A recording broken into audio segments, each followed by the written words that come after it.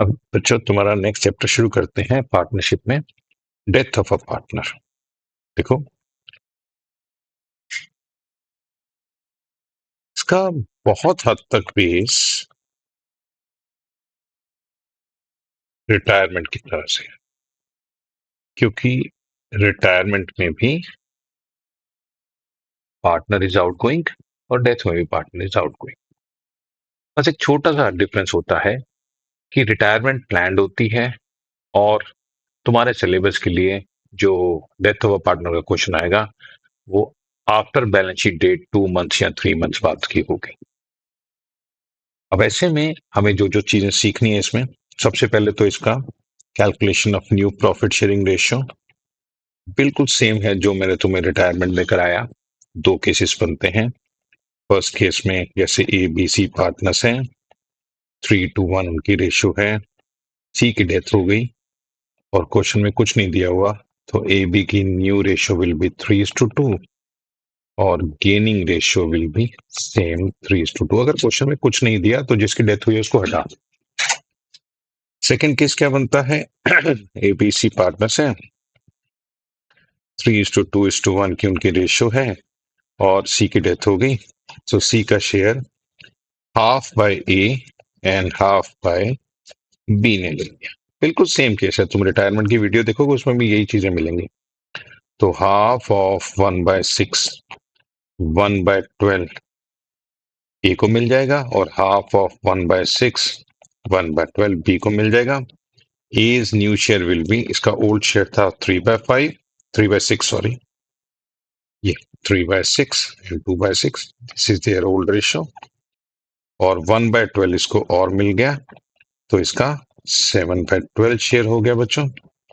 और B का 2/6 था, 1/12 और मिल गया तो 5/12।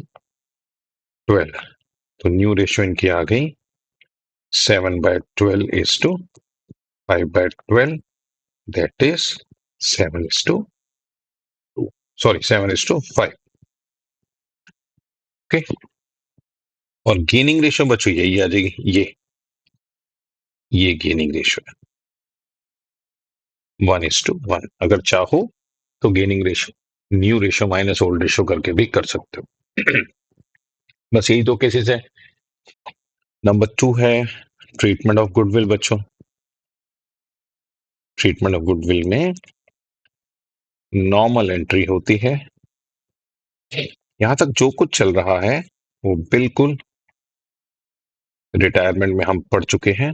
एंट्री होती है A's capital debit, B's capital debit to C's capital. हम एज्यूम करें ना सी की डेथ हुई है तो सी को क्रेडिट कर दो और सी की कैपिटल को सी का शेयर यहां पर क्रेडिट कर दो और ए और बी से वो गेनिंग रेशियो में ले लो। और अगर ए और बी में से कोई सेक्रीफाइस कर जाता है तो उसको क्रेडिट कर दो, सिंपल है। इसमें कोई ऐसी स्पेशल बात है नहीं और ट्रीटमेंट गुडविल बस इतनी सी की एंट्री। अब मेन पॉइंट आएगा शेयर ऑफ प्रॉफिट का, ये नया पॉइंट है। अब शेयर ऑफ प्रॉफिट, जैसे सी की डेथ हो रही है 30 जून को और लास्ट बैलेंस शीट डेट है हमारी 31 मार्च, तो अप्रैल मई और जून ये 3 महीने का उसको शेयर ऑफ प्रॉफिट देना है। लेकिन प्रॉब्लम क्या होती है कि हमारे पास प्रॉफिट होता ही नहीं है, बिकॉज हमें प्रॉफिट कितना हुआ ये तो साल के एंड में पता लगेगा। या तो फर्म ने ऑलरेडी कैलकुलेट कर लिया है इस क्वार्टर का, तो बहुत सिंपल है, उसको सी के शेयर से मल्टीप्लाई कर दो, आंसर आ जाएगा। लेकिन जनरली ऐसा नहीं होता। शेयर ऑफ प्रॉफिट निकालने के लिए हमें कोई ना कोई बेस लेना पड़ता है और वो 2 बेसिस हो सकते हैं। पहला है टर्नओवर बेसिस, टर्नओवर मतलब सेल्स बेसिस, टर्नओवर दूसरा नाम होता है सेल्स का। अगर टर्नओवर बेसिस पे हम लोगों को उसका शेयर निकालना है तो सीज शेयर ऑफ प्रॉफिट, एक छोटा सा फॉर्मूला बना लेता हूं, last year profit by last year sales into current year sales up to the date of death, ठीक है। और इसको सी के शेयर से मल्टीप्लाई कर दो, ये सी का शेयर ऑफ प्रॉफिट निकल आएगा। इसी का दूसरा नाम, ये जो पार्ट है, ये वाला पार्ट, इसको हम बोलते हैं रेट ऑफ प्रॉफिट। तो इसको ऐसे कर सकते हैं, rate of profit multiplied by current year sales, और ये उस पीरियड का प्रॉफिट हो जाएगा, इसमें से सी का शेयर निकाल देंगे बच्चों। बहुत आसान है, रिपीट कर देता हूं। लास्ट ईयर का profit by last year sale से रेट ऑफ प्रॉफिट आ जाएगा। उस रेट ऑफ प्रॉफिट को करंट ईयर सेल से मल्टीप्लाई करोगे तो उस पीरियड का प्रॉफिट आ जाएगा जिस पीरियड में सी हमारे साथ था, और उसको सी के शेयर से जैसे हमारे क्वेश्चन में 1/6 शेयर चल रहा है, तो 1/6 से मल्टीप्लाई करोगे तो आंसर आ जाएगा। ध्यान रखना है, जब हम टर्नओवर बेसिस पे चल रहे होते हैं तो नंबर ऑफ मंथ्स को कंसिडर नहीं करते बच्चे। 3/12, 2/12 वो भी साथ में मल्टीप्लाई कर देते हैं ना, गलत हो जाता है। बिल्कुल देखना ही नहीं है। अगर आप टर्नओवर बेसिस पे हो तो सी का शेयर ऑफ प्रॉफिट निकालते हुए आपको नंबर ऑफ मंथ्स नहीं देखने, क्योंकि हम करंट ईयर की जो सेल ले रहे हैं वो उसी पीरियड की ही है, उन 3 मंथ्स 2 मंथ्स की ही है, तो ऑलरेडी मंथ्स उसमें कंसिडर हो चुके हैं, दोबारा नहीं देख। ये हो गया सी का शेयर ऑफ प्रॉफिट निकालने का तरीका टर्नओवर बेसिस पे। और सेकंड केस होता है बच्चों टाइम बेसिस। ये तो नॉर्मल है, कॉमन सेंस वाला बेस है। टाइम बेसिस पे C share of profit will B,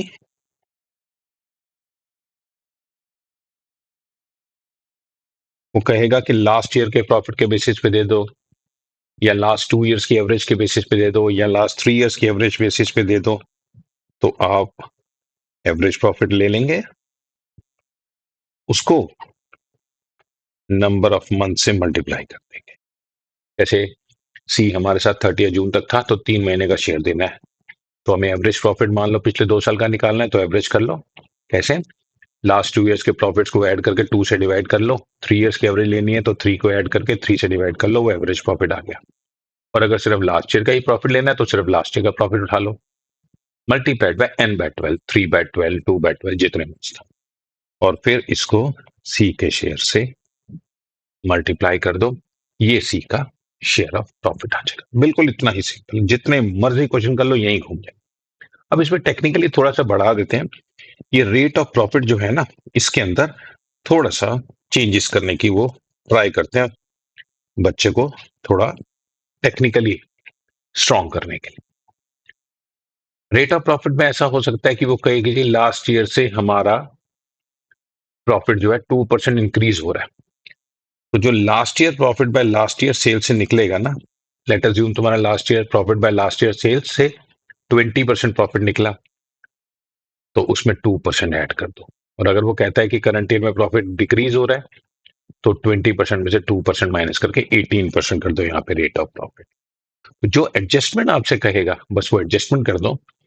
और अगर एडजस्टमेंट नहीं करता तो बिल्कुल ही सिंपल है, last year profit by last year cell into 100 multiply जरूर कर लेना, इनटू 100 तो रेट ऑफ प्रॉफिट निकलेगा। और अगर आप 100 नहीं करोगे तो डेसिमल्स में आएगा, जैसे 0.8, 0.7, जो भी इस तरह से, उसको फिर करंट ईयर की सेल से मल्टीप्लाई करके सी के शेयर से मल्टीप्लाई करना होता है। बस इतनी सी एडजस्टमेंट आपसे वो करवा सकता है। और सी शेयर ऑफ प्रॉफिट में तो ऐसा कुछ है ही नहीं, एवरेज प्रॉफिट में जो तुम्हें कहेगा वो एडजस्ट कर दो, उसको n/12 से मल्टीप्लाई करके सी के शेयर से मल्टीप्लाई। अब जो इसकी जर्नल एंट्री होती है उसको बहुत ध्यान से समझना। अब इसमें दो केसेस हैं। अगर if other partners do not change their new PSR, profit sharing ratio में चेंज नहीं करते। जैसे हमने एग्जांपल लिया, अभी मैं दोबारा लिख देता हूँ, ABC पार्टनर्स हैं, सी की डेथ हो रही है, 3:1 की रेशो थी, ओल्ड रेशो, और ए और बी की न्यू रेशो वो 3:2 ही रख रहे हैं, यही सेम, कोई चेंज नहीं। तो इस केस में उसका शेयर ऑफ प्रॉफिट देने की एंट्री होती है profit and loss suspense account debit to C's capital account. ये सी के शेयर ऑफ प्रॉफिट से ये एंट्री हो जाएगी। और अगर लॉस है बच्चों, लास्ट ईयर में लॉस था तो ऑब्वियसली शेयर ऑफ लॉस निकलेगा, तो एंट्री उल्टी हो जाएगी, C's capital account debit to profit and loss suspense account. ठीक है। और case two, if other partners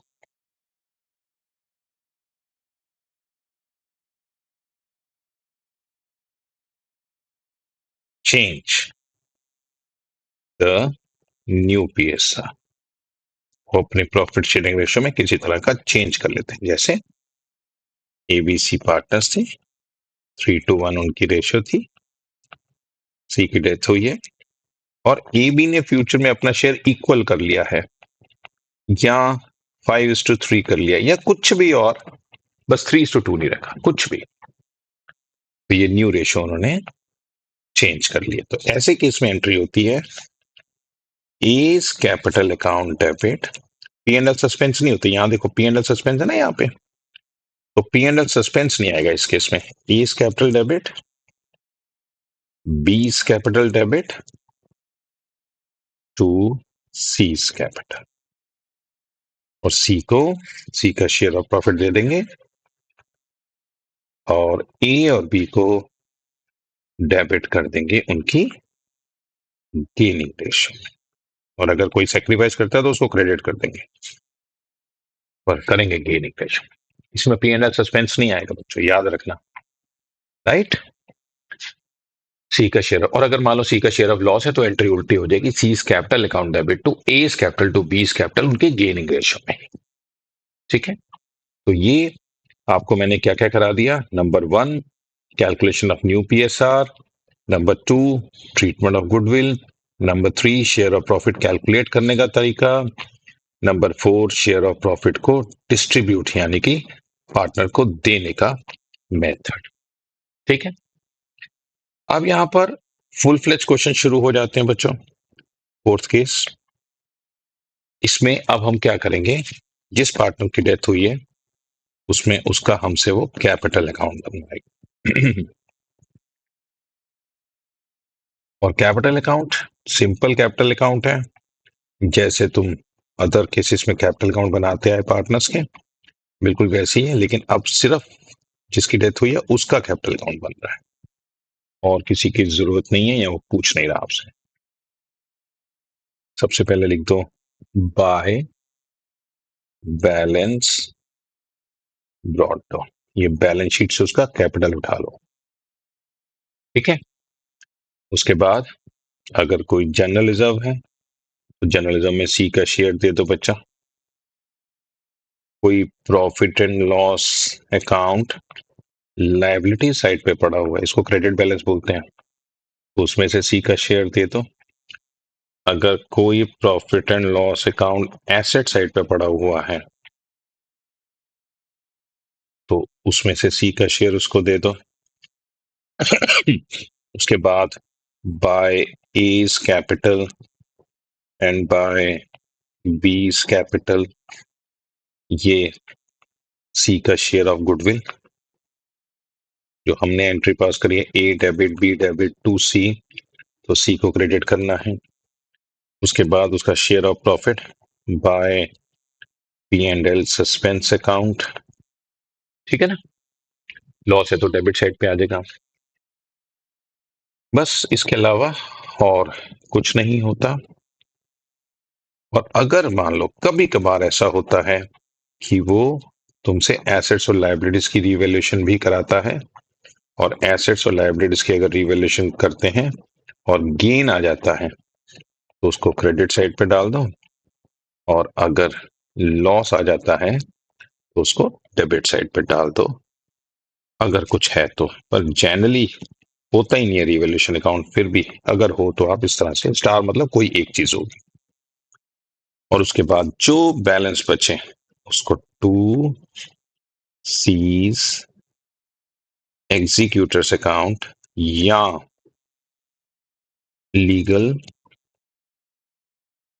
representatives account, obvious है, अब उसका नाम लिखा जाएगा जो अब सी के बिहाफ पर ये पैसा लेने आएगा। लीगल रिप्रेजेंटेटिव मतलब उसकी फैमिली में उसके बाद कोई बड़ा, उसकी वाइफ हो सकती है, बच्चे हो सकते हैं। और एग्जीक्यूटर होता है, कोर्ट ने कोई आदमी अपॉइंट किया हो कि उसका सेटलमेंट कराने के लिए।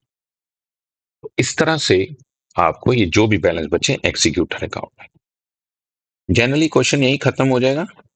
लेकिन अगर वो कहता है कि एग्जीक्यूटर को कुछ पेमेंट करके दिखाओ, तो फिर हम यहाँ पर एग्जीक्यूटर को पेमेंट करके इस तरह से शो करते हैं। छोटी सी ट्रांजेक्शन आती है यहाँ पे, बाय सीज कैपिटल अकाउंट, इसकी क्रॉस एंट्री करी हमने बेटा, ये यहां से यहां आ जाएगा। ठीक है ना? तो ये हम लोग, ये मैं इसको रब कर देता हूं, ये ठीक। और उसके बाद जितनी पेमेंट करने के लिए बोलेगा तो बैंक अकाउंट पे कर दो। और उसके बाद अगर क्वेश्चन में कुछ और नहीं बताया तो बस इसको बैलेंस कैरी डाउन करके लिख दो। और एक और वे भी होता है, उसको to C's executors loan account,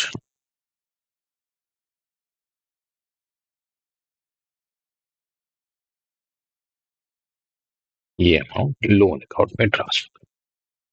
ठीक है जी, इस तरह से वो आपसे ये दो अकाउंट्स आपसे डिस्कस कर सकता है। खाली वैसे जनरली चीज कैपिटल अकाउंट आता है, पर अगर कुछ पेमेंट करने के लिए बोले तो आपको चीज एग्जीक्यूटर अकाउंट जरूर बनाकर दिखाना पड़ेगा। और आप इसके बाद एक लास्ट स्टेप आता है, वो ध्यान से समझना, वो लोन की पेमेंट करने के लिए। Let us assume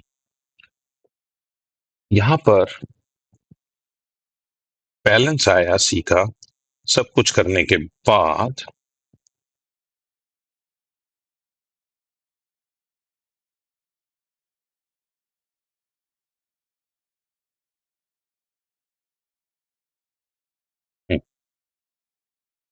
let us assume वो कहता है 4,78,000 रुपीज बैलेंस आ गया, सब करने के बाद क्रेडिट माइनस डेबिट। तो ये 4,78,000 यहां से यहां ट्रांसफर कर दो, 4,78,000। और अब वो कहता है कि 4,78,000 रुपीज में से 28,000 रुपीज इमीडिएट पेमेंट कर दो। बैलेंस जो बचा 4,50,000 वो उसके लोन अकाउंट में आपसे ट्रांसफर करवा लेगा आपसे, और अब लोन की आपसे पेमेंट कराएगा। लोन रीपेमेंट के लिए वो क्वेश्चन में हमें बताएगा। लेट अज्यूम उसकी डेथ हो रही है 30 जून को, तो ये आप 30 जून 2022 मान लो, इसकी हमने यहाँ पर ये वाली भी सेम डेट होगी और यहाँ वाले भी सेम डेट होगी। 28,000 हमने पेमेंट किया, 4,50,000 उसके लोन अकाउंट में ट्रांसफर कर दिया। अब वो कह रहा है कि इस 4,50,000 को 3 इक्वल इंस्टॉलमेंट्स में पेमेंट कर दो। ठीक है, तो इसका मतलब 1,50,000 रुपीज हमें पर एनम पे करना है। साथ में कह रहा है कि इंटरेस्ट भी पे करो at the rate of 8% per annum. ठीक है, या चलो थोड़ा सिंप्लीफाई कर देता हूं, मैं 10% कर देता हूं इसको। एक सेकंड रब करके क्लियर करके लिख देता हूं। 10% पर एनम के हिसाब से हमने उसको इंटरेस्ट दिया। यहां पर वो आपसे लोन अकाउंट मांगेगा। यहां तक हमारा नॉर्मल क्वेश्चन खत्म हो चुका है, लेकिन अगर लोन अकाउंट मांगे तो आपको लोन अकाउंट कैसे बनाना, ध्यान से सुनना। C's executors loan account.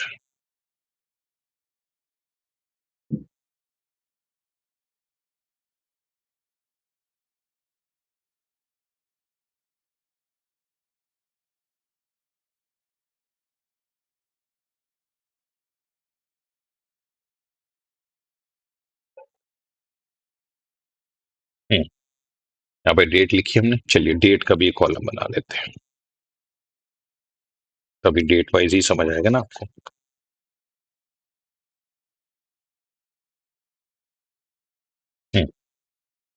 30th June 2022 by C's executors account. ये ऊपर एग्जीक्यूटर अकाउंट से तुम ट्रांसफर करके लेकर आ रहे हो 4,50,000। यहाँ पे वैसे अगर चाहो तो इस अकाउंट को इसके साथ मर्ज भी कर सकते हो, मतलब यहीं पर ही सारी गेम शुरू कर सकते हो।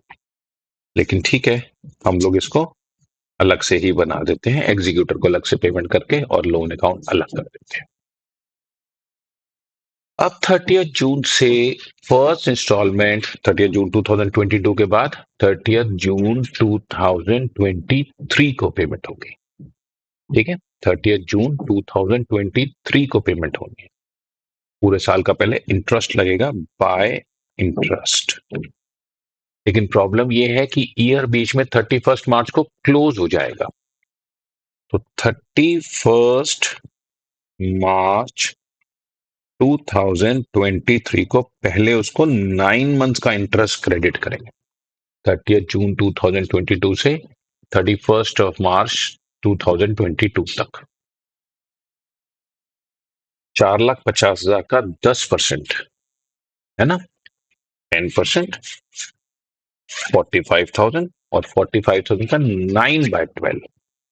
समझ रहे हो ना, 9/12 मतलब 3/4 कितना हो गया, 33,750 रुपीज का इंटरेस्ट उसको क्रेडिट कर देंगे। और 31 मार्च 2023 को टू बैलेंस कैरी डाउन बचा देंगे 4,83,750 रुपीज। आई रिपीट, इंस्टॉलमेंट, पहली इंस्टॉलमेंट 30 जून 2023 को पेमेंट करनी है, उससे पहले 31 मार्च को ईयर क्लोज करना पड़ेगा। तो 9 मंथ्स का हमें इंटरेस्ट ड्यू करना पड़ेगा, वो हमने इंटरेस्ट ड्यू कर दिया। और अब 1 अप्रैल को 2023 को बाय बैलेंस ब्रॉट डाउन करेंगे 4,83,750। और अब 30 जून को जब इंस्टॉलमेंट ड्यू होगी 2023 को, बचे हुए 3 मंथ्स का इंटरेस्ट लगा दें। 12 महीने का इंटरेस्ट देना है ना, तो 9 मंथ्स का ऊपर ही दे दिया, 3 मंथ्स का आप दे रहे हैं 11,250 रुपए। और अब इसकी इंस्टॉलमेंट की हम पेमेंट कर देंगे 30 जून 2023 को टू बैंक अकाउंट। ध्यान से समझना बच्चों, 1,50,000 की तो एक इंस्टॉलमेंट है ही, हर साल 1,50,000 तो देना ही है, प्लस इंटरेस्ट। अब इंटरेस्ट पूरा 45,000 बनता है, 4,50,000 का 10%, जो कि 2 टुकड़ों में आपके सामने आया हुआ है, 9 मंथ्स का अलग और 3 मंथ्स का अलग। तो ये 33,750 और 11,250 टोटल मिलाकर 1,95,000 की फर्स्ट इंस्टॉलमेंट हमने पे कर दी। ठीक, 4,50,000 में से एक तरह से फर्स्ट इंस्टॉलमेंट 1,50,000 की पे हो चुकी है। इंटरेस्ट तो साथ साथ ड्यू के साथ साथ ही पे कर देंगे ना। अब नेट बैलेंस बचा आपका 3,00,000 रुपए। अब उस 3,00,000 की गेम खेलेंगे। अब 3,00,000 रुपए पर 9 मंथ्स का इंटरेस्ट ड्यू करेंगे 31 मार्च 2024 को, 9 मंथ्स का। यहाँ पे मैं लिख देता हूँ ये, या चलो छोड़ो, कॉम्प्लिकेटेड सा हो जाएगा आपके लिए।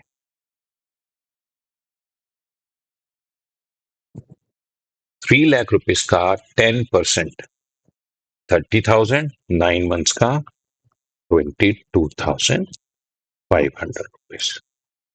और अब यहाँ पर बैलेंस भी कैरिड कर लेंगे 31 मार्च 2024 को।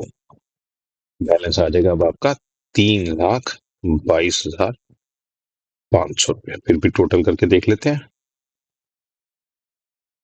5,17,500।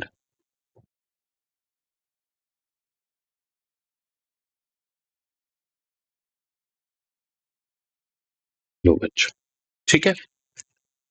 अब यहाँ पर 1 अप्रैल को 2024 को फिर से बैलेंस ब्रॉट डाउन करेंगे, 3,22,500। और 30 जून को अब सेकंड, ये फर्स्ट इंस्टॉलमेंट तुमने पेमेंट की है बच्चों। अब 30 जून 2024 को सेकंड इंस्टॉलमेंट पे करने की बारी आई, तो 3 मंथ्स का इंटरेस्ट 3 लाख रुपए पर 75, 3 लाख का 10%, 30,000, 3 मंथ्स का 7,500। और अब 30 जून को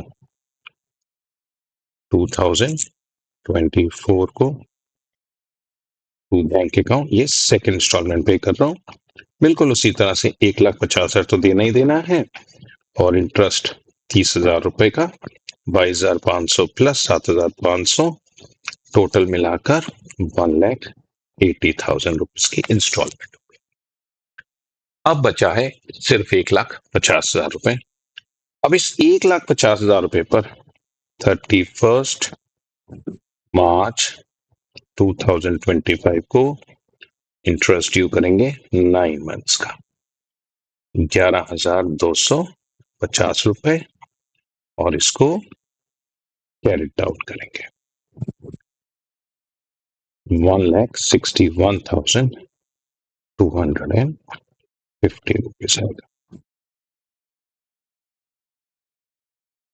टू बैलेंस कैरेट डाउन 31 मार्च 2025। और बस अब लास्ट इंस्टॉलमेंट देने की बारी है।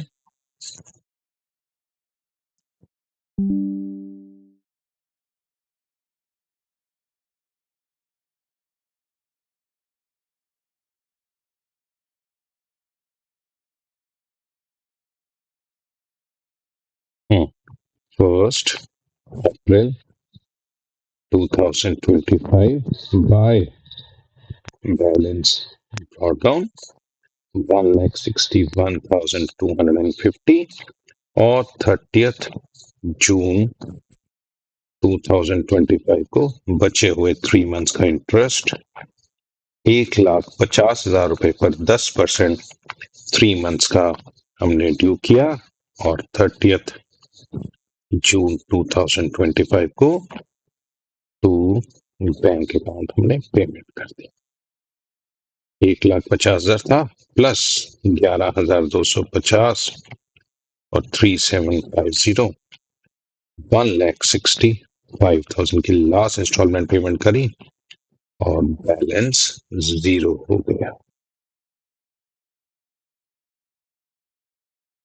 आपको ना पूरा का पूरा क्वेश्चन एक बार रीकैप करा देता हूँ, बहुत सिंपल है।